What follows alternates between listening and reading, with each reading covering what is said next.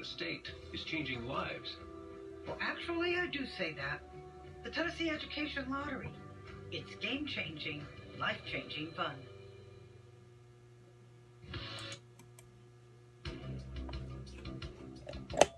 I've got to be able to just get the stuff out of my mouth a little bit.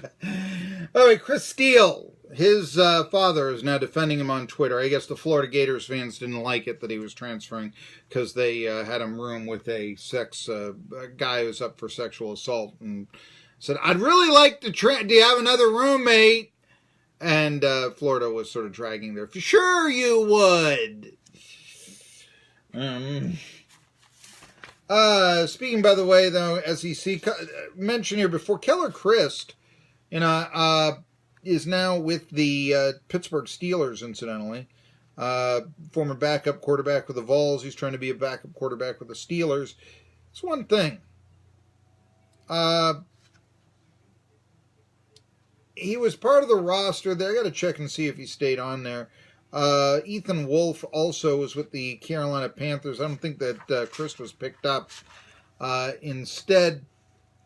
But what would it have meant if Christ was picked up by the Steelers? Or what will it mean in the future if he is picked up and Josh Dobbs is cut? Think about that. I don't think that's going to happen, but just consider that for a second. Anyway, that would not speak well of Tennessee's ability to sort of assess talent now, would it? Of course, I don't think that's going to happen. So, I'm surprised Chris didn't start last year, to be honest with you. Anyway, with the Vols. Yes, not with the Steelers. No, I did not think that. Yeah, they're not going to beat up Ben Roethlisberger. No. I'm Marky Billson, Tri-City Sports Now. I was talking earlier about Justin Verlander, and he blamed the layoffs that the Tigers had before the World Series for their impending dooms in the Fall Classic, or impending dooms or doom. Which one should I say? Dooms or doom? Doom. 2012 World Series, for instance. Anyway. Verlander, though, now with the Astros, might be the best pitcher in the American League. And I think that, ever since he was traded there, his career seems to have just gone nothing but skyrocketed. They did a Cy Young Award poll, and Verlander received 80% of the vote. However, in the National League, who got number one? Reds. Luis Castillo. That was 57% of the vote. Chris Paddock was right behind him. And, but yeah, Verlander, of course, top 5 finisher in the Cy Young Award 7 times. He's only won it once, leading to one of the most famous tweets of all time from Kate Upton. You remember that one, when he didn't win it. But I was mentioning how Madison Bumgarner was losing his velocity. Verlander's hitting 98. Verlander's whip is 0.82. He's averaging almost 11 strikeouts per 9 innings. Since joining the Astros back on August 31st, 2017, he leads the majors in wins, second in innings, strikeouts, and earned run average. But those aren't FIP, huh? What would that be? Anyway, like I said, Verlander, by the way, opponents this year only need 163 off of him. There you go. And ZRA is 251. That's 4th in the league. Not bad. No. So there's some baseball notes. Now, one thing that might be of interest to local fans, and you really got to go with the trickle down here, but it looks like the A's might finally be getting a new ballpark. Now, look, I told you about going out to Oakland Coliseum last year. I don't like the stadium game that our friend Vito Stellino once wrote about.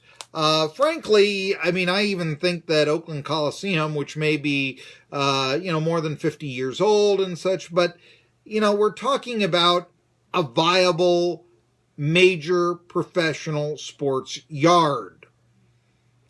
And I really don't understand why Oakland Coliseum, let's say, isn't viable anymore, and say Fenway Park is, or Wrigley Field is, or, and spare me conversations about luxury boxes. No, I'm not paying the bills and all that, but I have always felt you can build luxury boxes. I mean, if that's the whole thing, And I also think that it's a really scummy thing.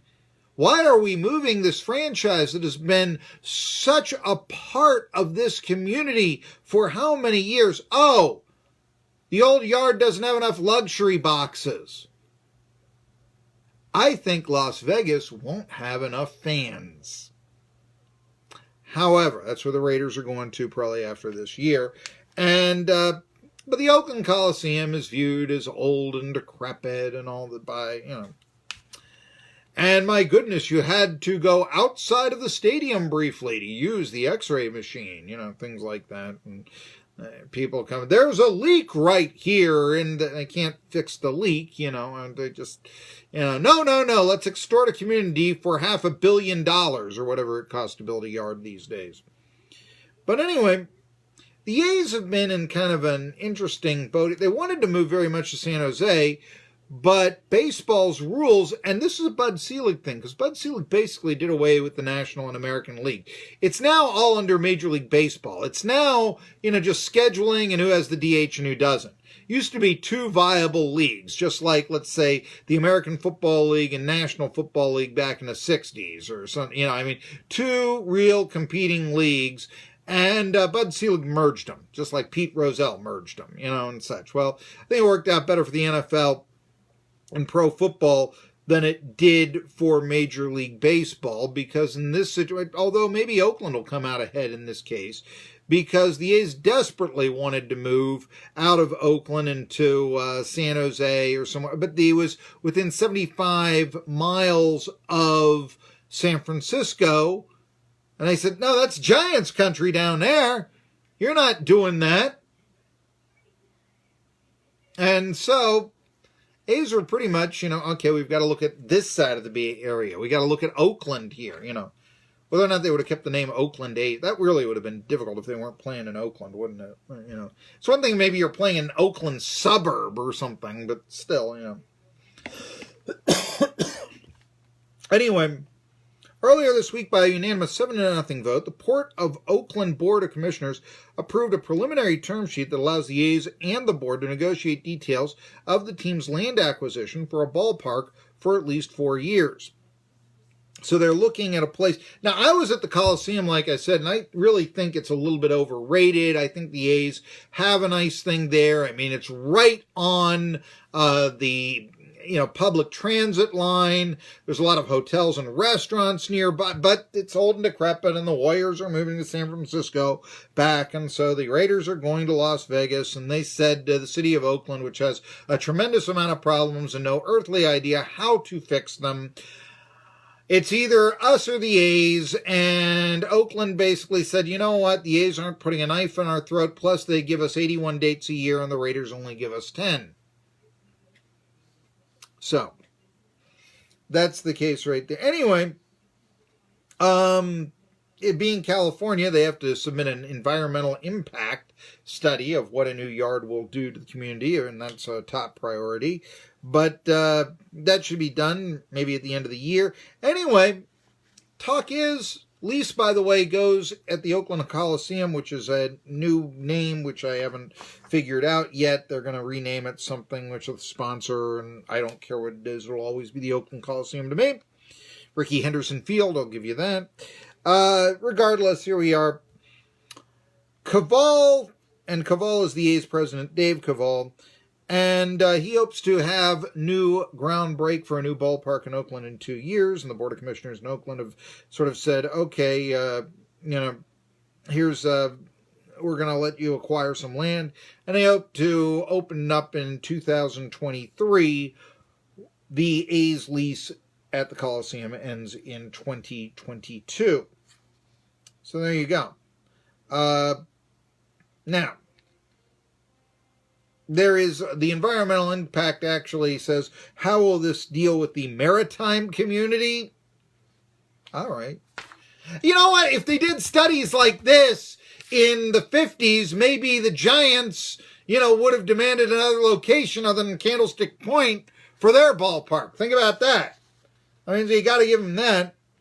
But anyway, a step has been taken to keep the A's in Oakland. What does this mean?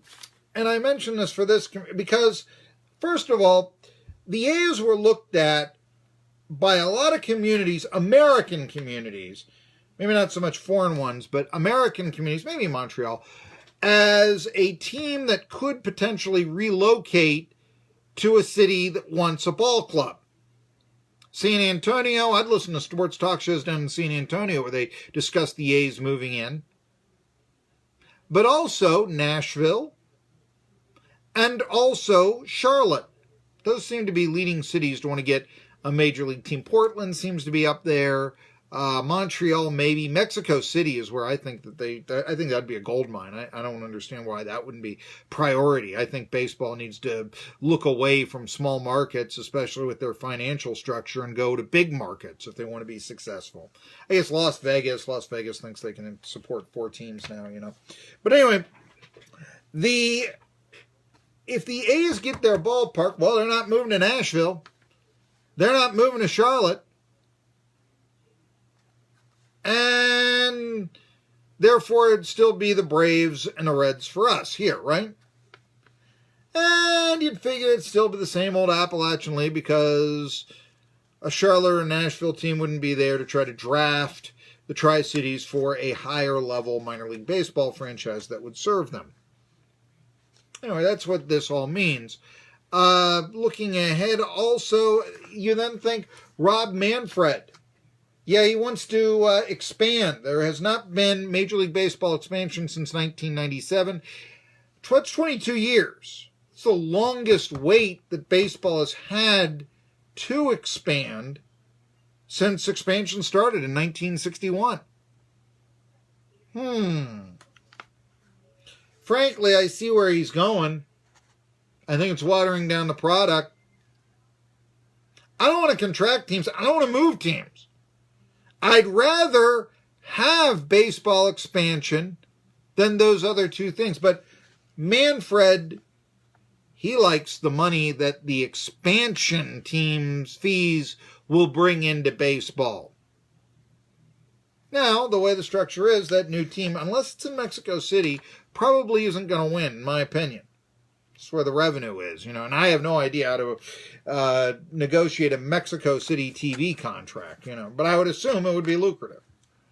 Anyway, point is that if you're looking at the A's staying, it might be if and when baseball expands.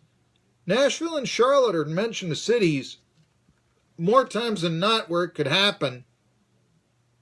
And so instead of the Nashville A's, you'd get the Nashville Sounds as a major league team. Nashville Vols? They used to call the team that. That was a long time ago. Anyway, that's what looks like the A's might be staying. Of course, there's only been, outside of a 20-year window in Major League Baseball, one team move since 1903 in baseball. Antitrust laws keep the teams at bay, all this sort of stuff. Anyway, and that was the Expos, of course, 2005, going to become the Nationals. Other than that, all the moves occurred from 52 to 71, and it sort of mirrored the, shall we say, movement out west and to the south that the population was going through. I mean, when baseball started in the 19th century, everybody lived in the Northeast or the Midwest. And then when they went out to the West and the South, that's when baseball followed, okay? And it's a 20-year period to sort of stay relevant and such. Well, it hasn't happened only once since 71. So, teams have been pretty much sedentary since then. And I think that's a good thing for baseball. Anyway, tomorrow, we'll talk Preakness, Teresa Gennaro. We'll talk baseball, Josh Brown. We'll talk racing with Jerry Bonkowski. See you then.